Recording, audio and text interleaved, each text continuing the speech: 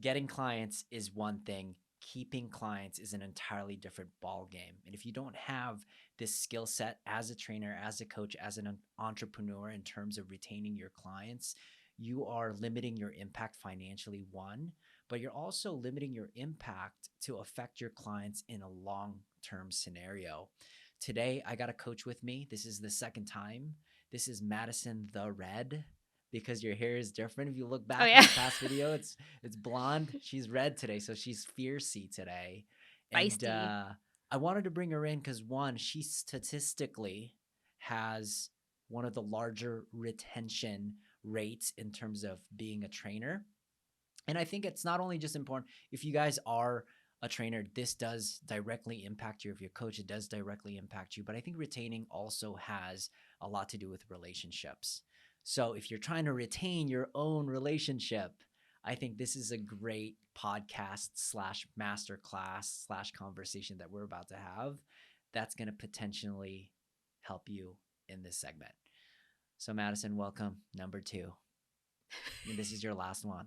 Is my This last your one? Last episode. So Okay. make it good. Oh God. I'm just kidding. Okay, so let's talk about retention really quick. Let's define it because I think the audience might be like, what are you guys talking about? What does retaining clients mean? So let's just simplify it. I'll give my very simple definition, and then you can give what I'm assuming might be a little bit lengthier, because you usually have one in your head. You have it simple? Yeah. So mine is just keeping. Retaining is keeping people with you, in whatever way that might look like. But to me, that is retention, is keeping someone or a group of people with you for an extended period of time. Yeah. They're like, that's how you retain. Yeah. And guys, that's it. Yeah. Like I don't have like Do you have anything to add? No, it's just keeping your clients. It's keeping relationships longer than your first initial meet. And that's all retention is, and that's all retaining is. But I want to talk about this more in terms of just best coaching practices, because we have a team and it's growing. We were at like 10, now we're at 15, now we're at 20. And we can't have these one-on-ones anymore. So for you coaches that are watching this is for you, right? Because we've been in this industry for more than, at least for me, more than 15 years. You've been in this industry for more than 7 years, and we've had some good times in keeping clients, and we've had some bad times. And we're just going to share from our knowledge and how we've retained them for so long. And hopefully, if you can take some of these best practices and apply it for yourself, you can not only help you in terms of becoming a great trainer, but also impacting your people. So let's start out with this retention. Okay, so I want to talk about, do you have some type of strategy when you are retaining your clients? And if you are retaining your clients, what are some of those low-hanging fruits that's allowing you to keep them longer? I like the low-hanging fruit thing. Yeah, what's the easy ones? I would say low-hanging fruit-wise would be creating a relationship quickly. So connecting to the person in some way, shape, or form is your low-hanging fruit. And it doesn't have to be something big. It's just finding something in common that you can build upon. Okay. And being interested in what they have to say and actively listening to that person. And that to me is low-hanging fruit, because that should be the first thing that you do. If I meet someone in the store or on the street or wherever and I want to get to know them, that's the first thing. How can I connect with you? And like, tell me a little bit about yourself and actively listen, because people like to talk about themselves. True. So that would be mine. Yeah, that is like one of the most things that break my heart. The first session is so impactful. You were saying, I usually know if I'm going to re-sign this person on the very, very beginning of the session. And a lot of coaches, a lot of trainers, a lot of first dates, they don't do enough of connecting. They go into like, hey, these are my accolades. I've done this, this, this, this, and this. But you have an entirely separate approach. And this is what makes you extremely talented in becoming a personal trainer, because I don't think you do a lot of teaching initially at first. You do a lot of learning about them at first. Yeah. I mean, you are doing some movement teaching, but really you're just like, hey, let's warm up on the bike a little bit. Tell me about you. Yeah. Tell me about your life. Tell me about, Yeah. Give me a little bit of information about you. But that's fun for me. And Mm-hmm. I think that that's something that many people don't have a good time with. People can get very awkward and uncomfortable. I hear a lot of, I don't like meeting new people because it's kind of weird. The first time's always weird. I love it. Mm-hmm. I love sitting down with someone and getting to know them and asking them about themselves. And the reason why I know within the first session if they're going to come back, and kind of the point where I'm like, okay, this is it, Mm-hmm. is when I ask them for their goals. Because Yes. every first session you have got to figure out what their goals are, and they are not clear on what their goals are. Mm-hmm. And when you try to clarify with them, they either put up a wall or they just say, no, it's just because I'm trying to lose weight.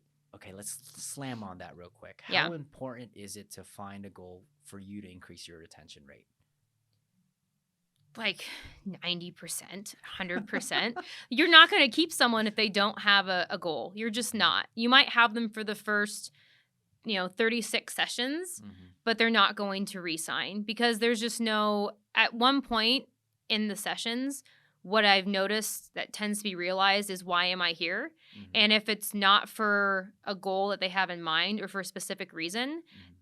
then it's just a waste of money to them. Not because they're not having a good time, because we're having a great time, but if there's no meaning behind it, exactly, then they're just not going to come back. And it's totally understandable. And that's why for me it's the first 15 minutes, because if I start having that conversation, that's one of the first questions I ask once I get to know them a little bit and kind of like lighten the mood. Mm-hmm. And if they just say, oh, to lose weight, and you start asking them, well, why? Like, what, we say the 5 whys, right? Like, Mm-hmm. why are you Why? trying to lose weight? And then when they give you an answer, okay, so why that? And you kind of dig deep. If they stop after the first or second why and they go, that's just what it is, I'm like, all right, so either we're going to have to dig real deep and you're going to have to open up at some point, and I have to figure out how to help you do that, Mm-hmm. or this isn't going to continue. Mm-hmm. Yeah. And I think that's huge. I see this happen a lot in group sessions too. Oh, for They sure. get so many new clients and they forgot to ask the goals. If you have a brand new person inside that class and you're not asking them why they are there, they're not going to come back tomorrow.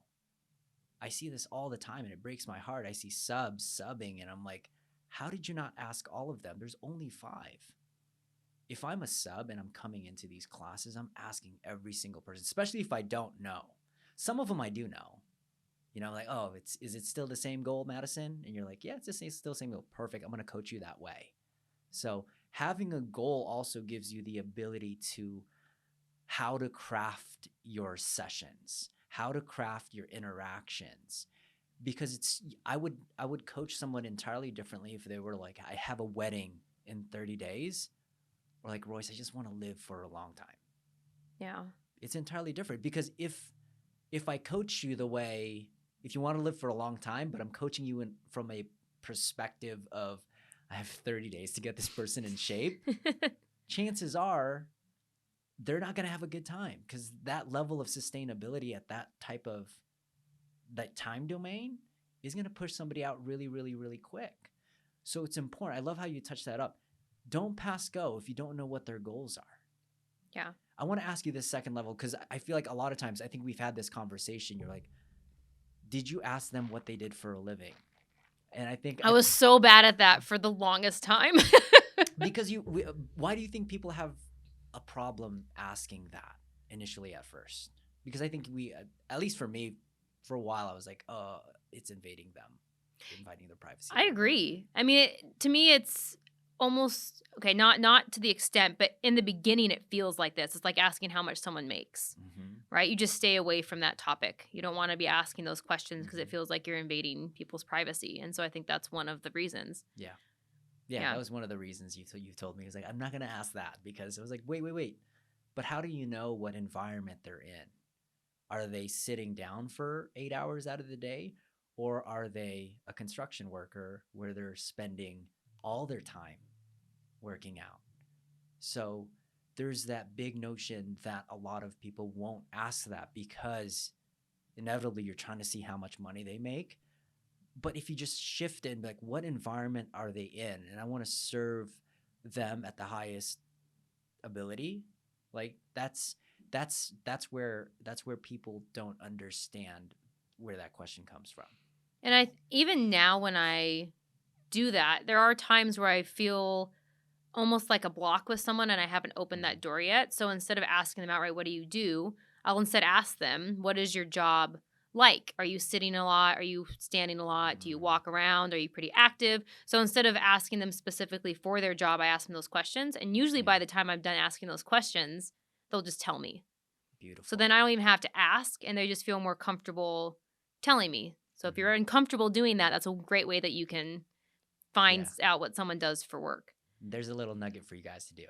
So if you want to find out what they do for a living, just ask them, okay, in your workspace, are you sitting down? Are you moving a lot? Are you serving tables? Are And you a then night shift are you worker a or a night day shift? worker? That's a big one. And a lot of times they'll just say it. Mhm. And you're like, cool, noted, amazing. That makes sense. Okay. Because again, if you know they're sitting down a lot, chances are their legs are going to be a little tight, their hip flexors are going to be a little tight. Those are going to be some things that you'll have to moderate. As opposed to someone that's lifting something every day, you might have to do more recovery work at the start just to make sure that they're not trashed, Mhm. right? So, okay, so we got two low hanging fruits. Ask them about their goals. What do they do for a living? Some sort of that. Yeah, What like else do you do in basic that? understanding What else do you do there. in that first session? So once I get them to open up a little bit, Mm-hmm. I will ask them like some maybe deeper kind of questions, really get to understand who they are as a person. And then I always add in the basic health questions that we ask. So what is Mm-hmm. your nutrition like? What is your sleep like? What is Mm-hmm. your stress like? How are your relationships? You feel like you have a pretty decent relationship with whoever you're around. What is your water intake? How many steps do you get a day? So this is like our checklist ideals because then we get an understanding of what is their baseline for how they are outside of just being at the gym and working out and what they do for work. Mm-hmm. So that's kind of once I get to know them a little bit deeper, I ask them those questions because then we can find a checklist of these are some of the things that we need to focus on moving forward. Yes. And these are, again, low hanging fruits. You can do this in your first session and you'll probably increase your re-sign percentage by like 50%. Yeah. And here's how I equate it. You ever been to a doctor and you wait for 2 hours, you do all your checklists, you come in, and then the doctor's like, take these pills, right? And then I've had doctors is like, tell me what you're doing. It's like, how are you? And they're asking all these questions. The doctors that give me the prescription right away, I don't come back. They didn't ask a single question. I felt like I was just a number to them. And and if you're not asking some of these more like subtle questions in nutrition and their sleep, what levels their stress, any injuries, what have you done in the past? If you're not doing those things, they're gonna feel that you don't care, and you probably don't. I would think so. At least for me, my perspective was like, this doctor doesn't care about me. I'm gonna go find another doctor that does. And it's the same with trainers. If they're not asking some of these basic questions, what makes you think they're gonna come back again and again and again? Do you want to add anything to that? I think that about says it. I mean, you need to know the person. Yeah. I wouldn't be here with you if I didn't feel Mm-hmm. like you cared about me. Yes. So why would I expect someone to come in and train with me 3-4 days a week if I didn't at least give the inkling that I care about them at all I love it. and understanding who they are as a person? Because Okay. it's not, we don't just come in here to train people Yeah. physically. We come in here to train people mentally too. 100%. Okay, so we just touched up on relationships. Yes. I'm formulating a bunch of R's, by the way. You know how I am. Okay, so now we have the relationship side of things. Yes. That is one major way to, man, even retention's an R. You retain your clients. Whammy. You retain them by Okay. having Yeah. relationships. What's our next R? So the second R is obvious, is results. Yes. Okay, so how can, like, what? So if, let's talk about this real quick. How do you pepper in the results side of things in terms of retaining your clients?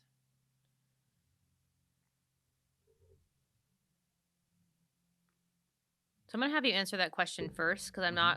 I want you to clarify it a little bit. So what do you mean Yeah. by, so how would you do So, it? great question. So, if I had a client that wanted to lose weight, we're going to track weight. But the other side to it is I often attach some type of movement, some type of workout along with that goal. So there's a skill set. So let's just say a person wanted to lose 50 pounds. And I'm like, okay, cool. If a person was 50 pounds lighter, what movement would they be able to do? Okay. So I pick a movement along with what they're trying to tackle. It's like, perfect. This person's probably going to have to run. So I'm going to design a workout. Like, for example, I'll design a workout. Hey, we're going to do 200-meter run. We're going to do 25 air squats. And then we're going to do 25 sit-ups. This is what we're going to do today. We're also going to do this 6 weeks from now. So now I attach skill and also whatever their goal is. And what's really cool about this is it almost forces the retention, especially if they accomplish it. So that midway is so important, and also my program design is so important based on those things. So I think results will give you an idea of what they want, but it'll also give you an idea of how you can program your personalized approach towards them. Okay, yeah, that makes sense. I got what you're saying. Okay. Yeah. Do you want to add to it? I mean, you said it. Now that you explain it, I know what you're saying, and I don't know if I could add anything to it because I feel like that's what it is. Because you're talking about going through the results and getting into the results. Well, how do you do that? How do you plan it? By doing that, by attaching a workout. Because I like how you said it does usually increase retention because they want to get to the end because they want to see what the change is for them. Yes. And then they get really excited about it, and then you're more likely to have them come back. Exactly. Yeah. You're winning way ahead of time. And here's the other, if you're winning and you're getting those results, I feel like you'll automatically get the retention, which is fine. But even on the other side, even if I don't, I got them to their goals and they're gone too. That's okay too. Yeah. I want to talk about really quick on the internal side because I don't think people talk about it too often. My strategy for my clients is that they're never going to need me again. Yes. Which is really weird for people. They're like, how do you retain people then? You just do. So I want to talk about that really quick because my intention is not to train people forever. I want to train you whatever goal that you have, and then whatever new goal that you have, we'll tackle it together. I want to talk about the internal side of this. So what narrative do you go into when you have a person that has, do you want to re-sign them, or is it like, no, I just want to get you to your goal? How do you approach it? Because you have a very unique perspective because you've re-signed a lot of clients.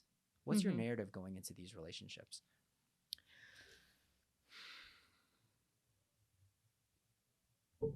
Deep question for me. I know it sounds cheesy, but it's how can I connect with this person so they want to keep coming back? Not necessarily because I want to trap them forever. Yeah. But I love getting to know people. And if I can get them their results while creating a connection and a relationship with them, if they re-sign, then great. But if they don't, I know it's not because of us as a unit. It's because they're ready to go. Yeah. Does that make sense? So you just want to I just want to build an amazing relationship with this person. So because if I can build an amazing relationship and I can build that trust with them, then I can get them to their goals as quickly as we can get there.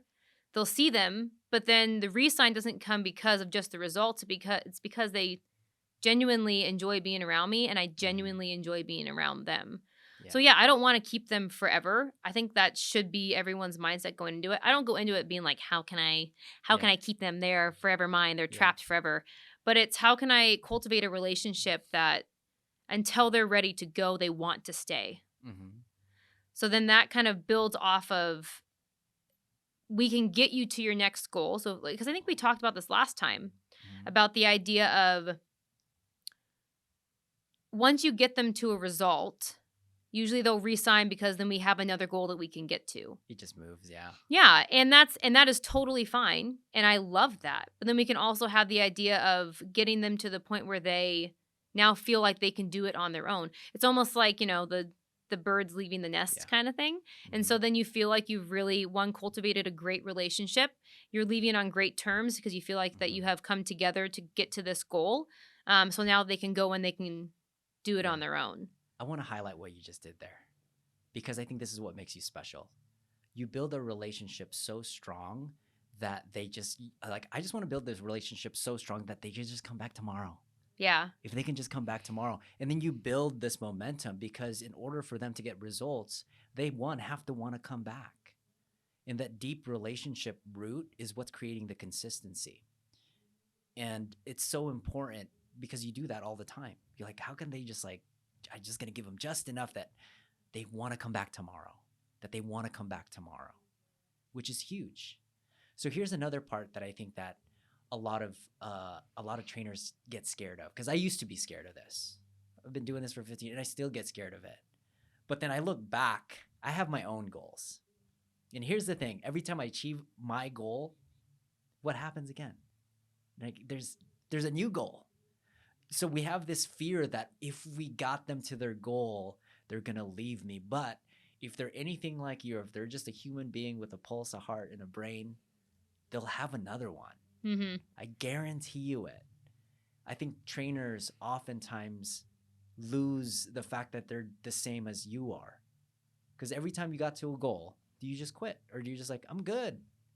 No, you get excited because that's the thing is when you get to a goal and you realize you can actually make it, you get excited for the next one and you want to get to the next one. Yeah. And the next one's a scarier dragon. Yes. Do you know what I mean? Yeah. It's not like, oh, I'm going to tackle something small again. No, it's bigger. They're like, I want to do that. An example was Steve. So I trained Steve was just purely for longevity. I was like, yeah, let's just live for a long time. And like, let's improve your shoulders. That was his first initial goal. Let's improve your shoulders. You have zero range of motion. Let's just do that. And then that was like, you know what? Let's go strict press. Let's go bench press X amount of pounds. Let's go do 2 wheels. Maybe we can do 225. And then he did that.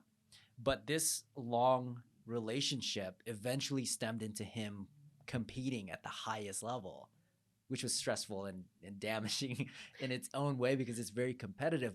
But it just gets bigger and bigger and bigger and bigger and bigger. If you go into a client and athlete relationship, and you go into just like, I'm going to tackle that goal as best as I possibly can and have the best experience as I possibly can, there's going to be a new goal. Relax. And if there's not, you got them there regardless, and then use that testimonial to help somebody else. I think is something that trainers need to just like, I wish I would have known that a long time ago, because I felt like I did hold back in some of my clients. I'm like, I'm not going to get them that strong this week. Let's just hold this back a little bit. So, which is a trap.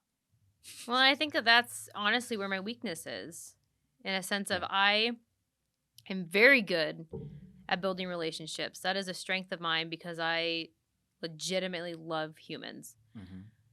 But I'm the same in that stance of, am I pushing them enough or am I pushing them too hard? Yeah. So for me, it's now I just need to find the happy medium, because majority of my clients have all seen results, and I am so happy that they have seen the results that they're looking for, and it's amazing. Yeah. But for me, it's how can I get there quicker for them? Because sometimes I feel like I could get them there quicker. Yeah. And then how can I get them to the next stage of where they want to go? Yeah. So for me, that's where I'm still building and getting better at. Mm-hmm. So I do think that for a lot of people, the relationship side is hard, and that the result side tends to be a little easier. But for me, I think it's almost kind of flip-flopped. Yeah. I'm getting the results, but I want to know, how can I get there faster for them? How can I get them there in a like more direct line? Yeah. How can we get you to the next goal of getting you to, bench 225 or bench your body weight or deadlift 2 times your weight? How can I get there faster for you? This is so good, Madison. Now we're doing some therapy here. Okay. So relationship, I think, is equivalent to your gas. Like you're putting gas into the tank. That's important. Results is pressing that gas pedal. So if you don't have this built-in gas system where you're building your relationship and this trust, it's going to be very hard to be like, let's send it. Let's go to the CrossFit Games. Yeah. You ready? Because if you started with the gas pedal at the start, I don't think a lot of my clients would be with me. There's no way. Right? So there is that importance of learning how to put gas into your clients in that relationship. But there's also times where I feel like you can be really, really, you can send it for some of these people. I know. You can absolutely just gas pedal. And I think that part is challenging for a lot of people because you've never seen that capacity before. It's like, how do I coach someone to do more than I've ever done in my whole life? Mm-hmm. And I think that's where the unknown is. Because I've been in that stage where I'm like, this guy is squatting way more than me, 150 pounds more than me. In the back of my head, I'm like, I'm going to hurt this guy because I've never squatted that. Mm-hmm. But on the other side, I look at their body and I'm like, your body's way bigger than mine. And if I'm really, truly doing this the right way, then I can send the gas pedal. Hopefully that helps a little bit. It does. It helps. Yeah. So, but yeah, keep putting gas. I think if you just press the gas pedal a few times, you will naturally get that. Yeah. But here's the other side, making sure that you press the gas pedal at the right time on their package. One big thing that people are not getting retention levels that long is they don't have a long enough time horizon. They're selling sessions instead of programs. We talked about this. It was like, stop talking about your rates, start talking about your programs. Because you can't build a program with 2 sessions at a time. So you need to almost extend it. Like, how long does it theoretically have to be for a program to work? And people just shorten it. Speak about that, because you've sold some 5-sessioners. Yeah. I had some conversations with you about that. Let's talk about that real quick, because it's evolved. I don't think you do any more of those. No, I still do like 20 sessions and then like 30, like 20, 24, 30, 36. But I got rid of the lesser ones because of just that. You can't get a certain amount of result of what you're looking for someone in 5 sessions. Yeah. Like, someone might be able to feel a little stronger, but they're not going to be able to see and really notice their results in that amount of sessions. Yeah. And that there's no retention to that. Yeah. Because at that point you get there and you say, well, do you want to keep going? They're like, well, I haven't seen results, so no. Like, okay, well, it's only been 5 sessions. Yeah. Like, you can't do much. You can't see much in those sessions. You can't put enough gas. No. You can't put enough gas in the It's like you're gassing and then hitting a red light in the middle of a freeway. Yeah. And we've strategically, I was like, you can sell that, Madison. You can sell 5 sessions, just triple your rate. So they say no, or they say yes. And here's what's crazy. If you triple your rate, they also are more into it now. So you can do that, but I make it so crazy that they don't. It's not fulfilling. Even though you get that type of income, you're like, okay, cool, I got this much, but then they don't get the results. It is devastating. It's like there's one pain where like you're not getting them results, but then there's also the pain internally where you're like, ugh, this sucks, right? Okay, so let's talk about really quick. How do you know you're going to keep your clients, and then how do you know you're about to lose them? How do I know I'm going to keep my clients? So everybody, when you first meet them, has a wall. And until someone gets comfortable with you, that wall stays up. Yeah. And it might be where you kind of chip away at it. You ask them the right questions. You guide them in the right path. And that wall slowly comes down. If I can get that wall down pretty quickly, and our energy matches and we have a good connection, I will keep my client. Beautiful. And I have no doubt in my mind. I have no issue with re-signing clients that I've been able to do that with. And I have no issue getting them results because we build trust, and we build trust fast. On the opposite end, I know that I'm going to lose a client. Either one, their wall never really came down. And that's a telltale sign of anytime you ask them a question, there's a blockage. Yeah. And it may not be a big one, but you can, if you look at them and you actively listen is very important, by the way. We can talk about that more. But if you actively listen to them, you'll be able to hear and feel that they have not fully opened up to you. Can you give me an example? So I can get an idea. Yeah. Let's think. So if I'm asking someone, it can be something super simple, right? So asking someone about their day, and they're like, oh, it was a good day. Like, oh, cool. Good. So give me some wins from today, or give me some gratitudes. And they're like, I don't really know. Yeah. Like, I'm grateful that I have a family. Yeah. And then they just kind of stop.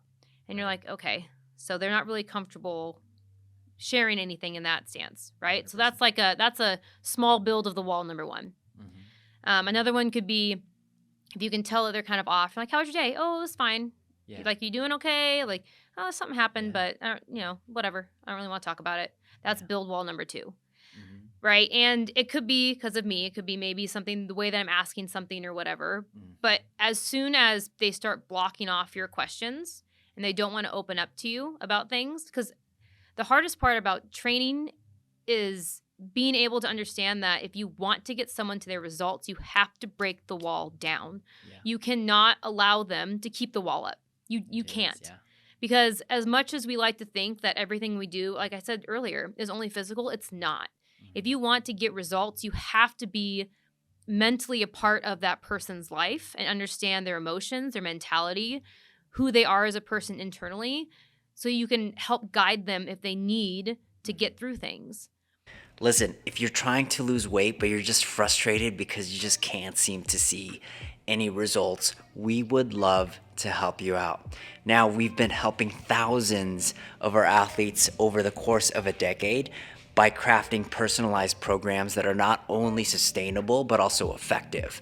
Now, if you're ready to transform your health, click on the show notes below, book a call with one of our coaches. We'd love to help you out. Now back to the show. Peace. Because I'm not just out here coaching people and fist bumping them and saying 5 more reps. Mm-hmm. I'm talking to them about like, okay, so why was that situation stressful to you? Right. Like, where was the peak? Where was the thing that kind of blew it up for you? Mm-hmm. Why is this relationship going to shit? Yeah. Why is this happening? Why do we have, because if someone has an injury, it's not always because, I tweaked my knee. It could be because I'm holding all this emotion in and I'm really tense and I can't let it go. And so now my body is acting out. Yeah. But if they don't break that wall down, then you can't get there. And now the relationship's just almost uncomfortable because you never really can feel a connection with them. Mm-hmm. And so that's how I know I'm going to lose a client. That's so good. Because it's hard to train somebody if you only see parts of their life. Mm-hmm. You're 100% right. People think we're just lifting weights.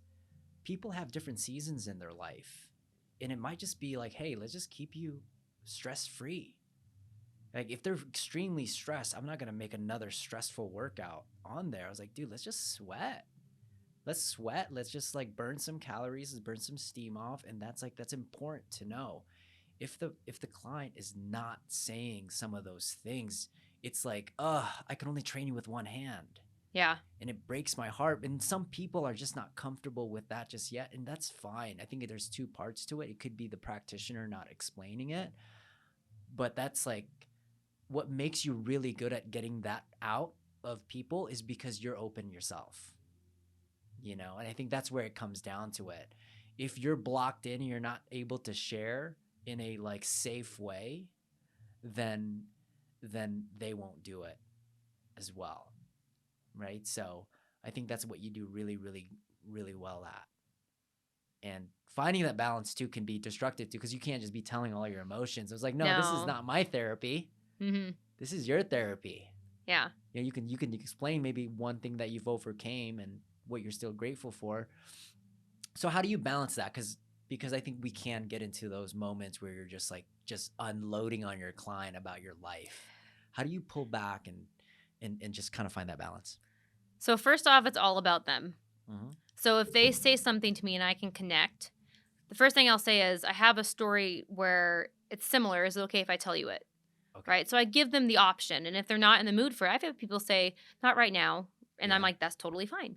Nice. There's no issue to it. So again, when we talked last time about the ego, allowing your ego to subside, you're not there to talk about yourself. You're there. They are your number one focus at that time. Mm-hmm. But if they do want you to share and they say, sure, then I give them the information. But instead of saying like, and it ruined my life and everything was awful, I just say the experience as it is. And then I share it with them and I let them know, like, this happened to me, similar to what happened to you. And if you want to talk about it more, we can talk about it more and I can share the information with you. Mm-hmm. And I think that gives them freedom, that if they want to say no, or if they don't want to talk about something, they can say that. instead of me just saying, oh my gosh, let me tell you about my day. Like all these horrible things that happened. Oh, like you had a bad time with your boss. Let me tell you about my time with my boss, right? It's not gossip hour. The hour is centered around them. It's their hour. And so if there's somewhere I can connect, then I'll share. Or if they ask me a question, I'll open up about it. But every time I tell a story or I tell them about things I've gone through, I'm not doing it from my point of view of me trying to get things out. I'm thinking about them, actively thinking about how can I connect this so that they'll get something out of it, not just me spilling my guts to everyone about how bad my day was. Oh my gosh. You're 100% on. Because I've done it. I've done it in a way where I just like smashed them with my life. And I'm telling you right now, I lost that client. They don't stay because they don't want it. They don't come there to be your therapist. So I learned that a long time ago. Now I do it in a way where it's different. You can still tell them that you're having a hard time, but you want to position it in a way where the narrative is powerful. So I've had Jan for more than 15 years. And she's seen me in ups and downs and lows. And every time I'm in a hard season, I just tell her. I was like, oh, I'm in a season of growth. She's like, oh, take care of yourself then. It's like, I'm learning a lot. But I am in a season of growth. And I apologize if I'm just like, my eyes are twitching. But I'm here for you. I'm in a season of growth. And this is what I'm learning. And sometimes they'll help you. Yeah. And then you're just like, thank you. Let's go do some reps now. Yeah. So you have to find that balance.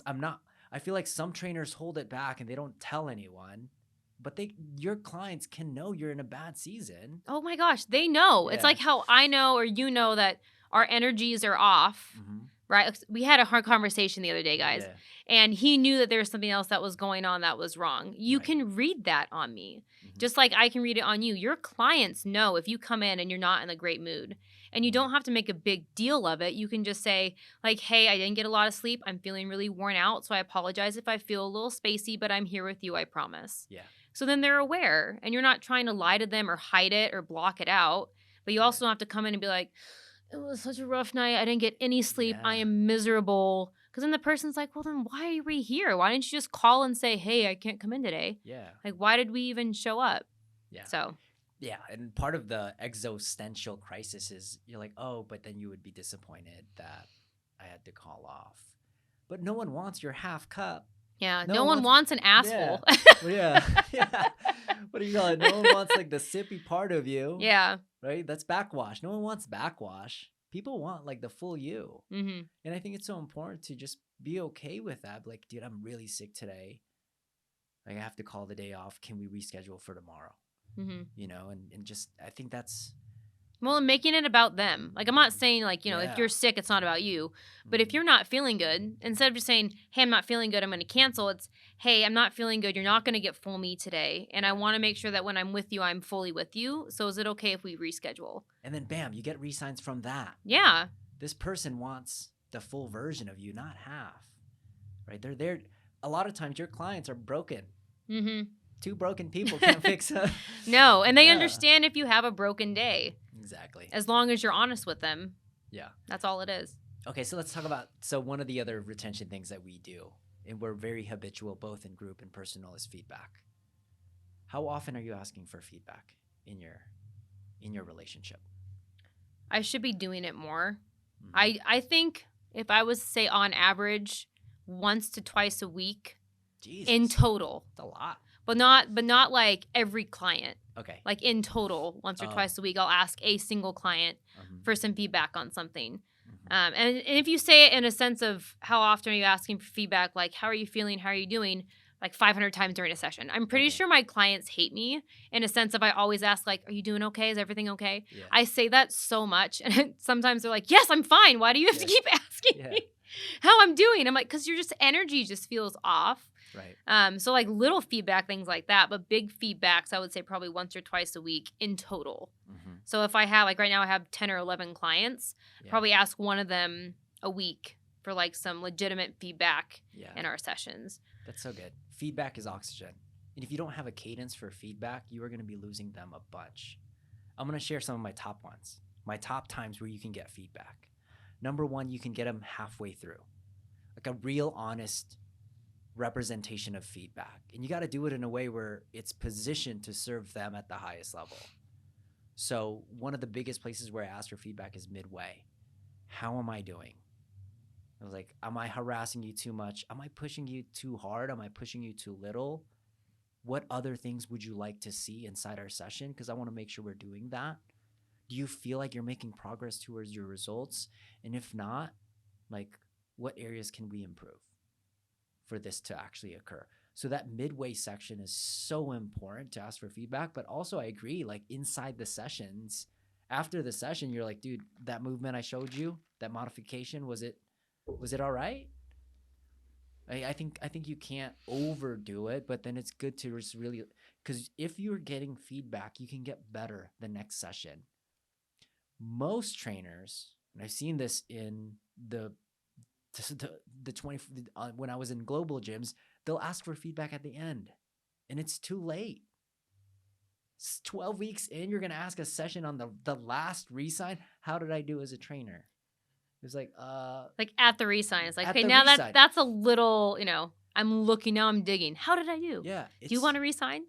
It's too late. Yeah. So one of my mentors told me, he was like, if you don't know if they're going to re-sign midway through the session, midway through their package, find another client. And that stuck to me because now I'm like, okay, that means I have to put all of my good, I'm blasting like my level of service, my value, my feedback, my cadence. I'm up and about, I'm drinking my caffeine. My first like half. And if you put all your heat on that first half, the other back half is going to be great. Or you can be just like, hey, I wish you could have done this more, or I'm struggling in this area. Now you have 6 more weeks to really step your game up, which has served me so long.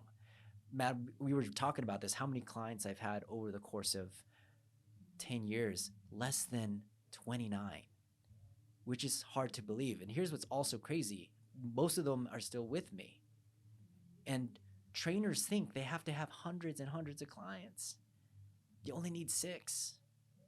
Training 3 times a week, and you can make a killer living just by that. Mm-hmm. And if you can just understand some of these little loops midway through, how am I doing? You can even set up a time. I've even done it that way. I was like, I'm going to set up a time, 20 minutes. Let's just hammer it out. And let's look over the results, which is huge. And I think, too, most people, not most, that's a lie. That was just a filler. Mm-hmm. Clients will start with a goal in mind. Mm-hmm. You'll get halfway, and that goal will change. I think goals change the most in the first half of your first grouping of sessions than they do forevermore. Because most people will come in with a very specific, I want my body to change in mind, and I want to see the change result. Whether it's I want to put muscle on and get really, really strong, or it's I want to lose a bunch of weight and get really, really thin and fit. Mm-hmm. You start working them, and goals will start to change as the person starts to change. And so if you ask them midway if their goals are still the same, I would say arguably 40 to 50% of the time, their goal has changed in some way. Yes. They start to realize it's not just about the weight loss or about getting thick. Yeah. It's about, I feel great. Mm-hmm. And that's my new goal is how can I, then they start to be more specific of, how can I get fit enough that I can, run a mile? I've always wanted to run a mile. And in the beginning, they didn't think it was realistic, but now they're getting to the point where they're like, but I feel better, so maybe I can do it. Mm-hmm. And if you don't have that halfway check-in with them and you stick with the same goal throughout the whole time, by the time they get to the end, they're like, well, it would have been really cool to run a mile. It's like, why didn't I ask earlier about what their new goal could be? 100%. Yes. So checking in halfway allows them to have that.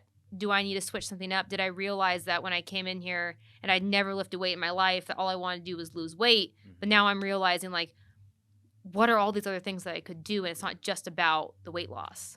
This is some massive nugget bombs that you presented there.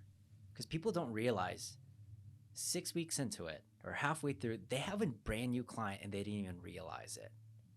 And you're still coaching them like they're fragile. But now they're like, hey, remember we talked about longevity. Mm-hmm. Maybe the first 6 weeks was longevity, but this person turned into, dude, I want to do a mile now. you coach that person entirely different than longevity. And you're losing that opportunity that's happening. So like having these regular cadences of, do we have a new goal? Like what movements? They might have been seeing it from another trainer. Hey, I saw Madison's client do a handstand. Can I do that? It was like, of course. Yeah, let's start building that up. Let's start doing some push-ups. So now we have something to work against, and it makes your job easier too, because now you know going into the session what you need to work on. And it just makes the whole process so much more exciting, especially if you're doing that every 6 weeks or every 3 weeks, whatever your cadence is, because it's huge. I've had people, you're going to re-sign them when they have a brand new goal already and you got them there. For sure. Yeah, it was like, well, we already lost 10 pounds. What's the new goal? And they're like, I didn't even know this was possible. Thought it was going to take a year. It only took 6 weeks. Yeah. Or 4 weeks. Yeah. And like, I don't even know it's possible. What else is possible? What else can I do? Well, have you ever ran a mile? Sometimes you could choose it for them. Have you ever done a pull-up? They're like, oh my gosh, I never even thought of that. Now let's go see if we can do that. And then it makes it even more exciting. And chances are you'll probably resign them. And you're not only doing this in PT. I've done this in group. And I think people miss this opportunity in group the most. Every 6 weeks, you should be checking with your group, because I guarantee you they have a different goal 6 weeks from now. Or it might just be maintenance. It's like, dude, I just have a stressful season. You should know that too. It could be a backtrack goal. And you can re-sign them from a backtrack. Isn't that crazy? Mm-hmm. Yeah, it's nuts. Okay. So I want to talk about this last piece because I have a client here in a little bit. I'm not going to get a re-sign if I'm late. Okay. I want to talk about, do you have a process when you do lose a client? Because I think this is such a hard piece for people to experience. It's still hard for me. It doesn't matter if I've known him for a week or 10 years. Every time I lose them, it is so painful for me. Do you have a process that you go through when you lose clients? So my process is really simple. Mm-hmm. So I want to ask you that question because I think your answer might be a little bit more beneficial than mine. Okay. Yeah, I know yours might be quick. Yeah. But even how quickly yours is advantageous. So yeah, and then I'll answer mine. Okay. So mine is really simple because when I used to sit on clients leaving me and not re-signing, I would like take it really internally and it would hurt. And then, I'd get really frustrated and think like, oh, do they not like me anymore? Or, whatever. Mm-hmm. But now it's very simple in a state of I look back and I think, what could I have done better? And depending on my relationship with the person, I will ask them. Mm-hmm. And for some people, obviously, it's just their time to go. But for some people, it's we just weren't really clicking, or I wasn't getting the results that I wanted, or whatever it might be. I ask them, I review it myself, and I think back to things that I could have changed, and then I move forward. Beautiful. And that's it.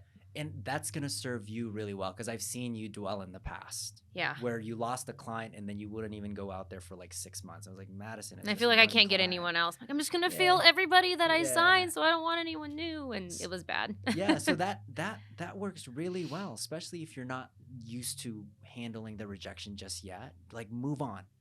Find a new client. Let's get better. Let's observe what we could have done better, and then use that opportunity for the next client. I do the same way, but I do it much quicker. I actually do it on the halfway session. I was like, okay, how can I leverage all of these opportunities? And then I take everything that I sucked at and I give it to all my new clients. And that's like my strategy. I was like, okay, I'm gonna watch this person's nutrition. I'm gonna watch his steps. I'm gonna go add this new goal now, because I used to just do weight. That's how I got my re-signs in. Cool. But then I started to realize that weight wasn't enough. I started to create even more. Okay, I was like, okay, I'm going to do one workout every 30, 60, 90 days, and that's what they're going to retest, or a movement. So I added that, and I take all of the things that I learned that didn't work, and I'm going to improve it to my next client. And oftentimes, it's really interesting. I'm okay with them losing it, but then I'm still serving them at the highest level. Sometimes I retain them. through that process because they're seeing other people make results. They're like, how come they're making results? And I was like, you want me to tell you, Sam? She's running 3 times a week. Can you do that? And then they're like, if it's going to give me results, he was like, well, let's try it. Let's go see. So implementing some of those things in the process is so huge. And I'll cry for a day. And then I'm moving on. But I've also found that I'm crying more because I don't have the ability to get more clients. Mm-hmm. I think people resent their clients more because they don't have the skill set to get more. And if you truly can get more and more and more and more clients, you won't have that massive fallout. Like you put all your eggs in one basket, it's just, they feel it too. Now I'm just like, it's okay. You can leave me, I promise. I'm going to be fine. I've done this more often than you realize. And sometimes they have to leave because they have a financial issue or they're moving to Texas. And I think it's like, make sure you're also cultivating the skill set of learning how to get clients. And you're actually really good at that now. I think that's why you don't resent your clients anymore, because I can get another one. Mm-hmm. We'll have to talk about that on a different podcast. I know there's a few things we need to talk about on different podcasts. Yeah. Okay, so let's end with this last question. I didn't want to do it, but like, what makes a really, really good coach? Like we've asked that plenty of times. What makes a coach so good that you never want to leave them? Sorry, Madison. Oh. This answer can go a lot of ways. Mm-hmm. But it's the favorite of caring. Like legitimately caring for the person that you are with.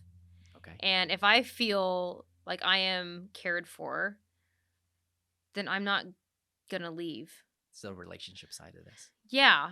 And it's obviously I want to get results. Mm-hmm. And if someone is if someone's a really shitty coach and I'm not getting any results, but they're a great person, then we can stay friends. I won't train with them. Mm-hmm. But I do think that there is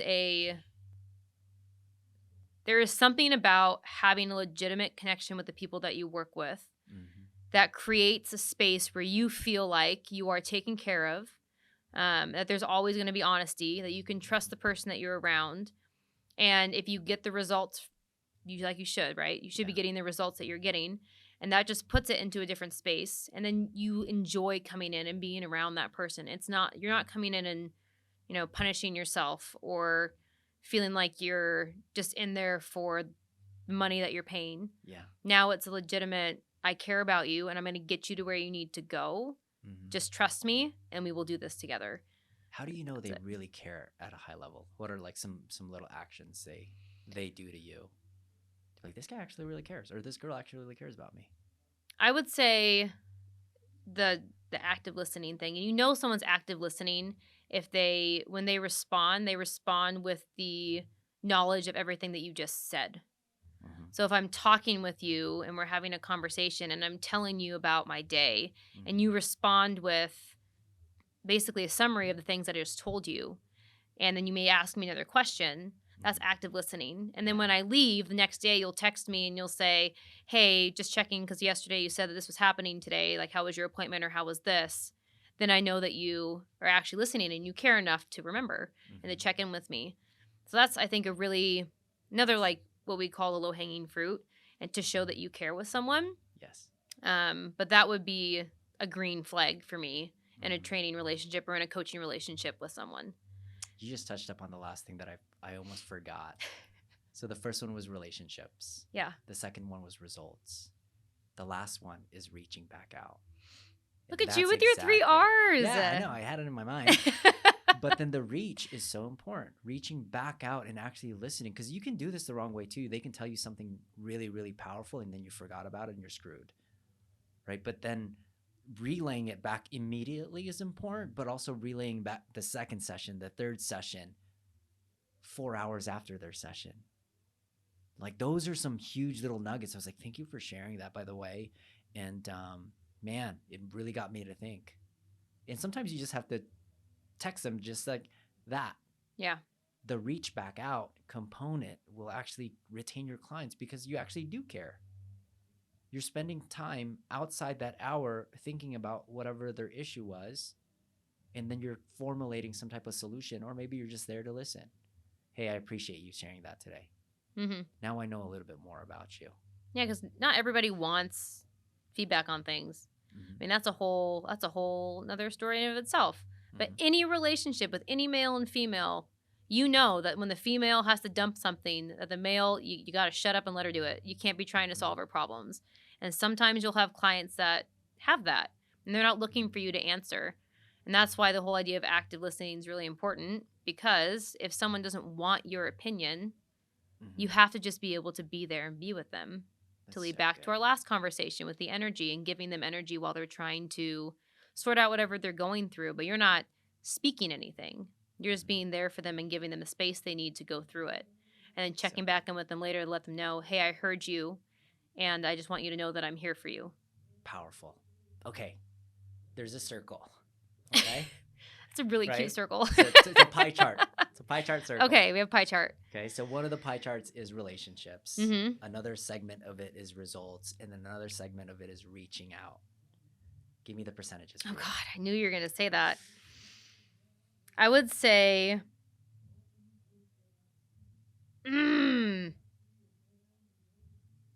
Okay, so for me personally, in the space that I'm in now, I would say relationships would be...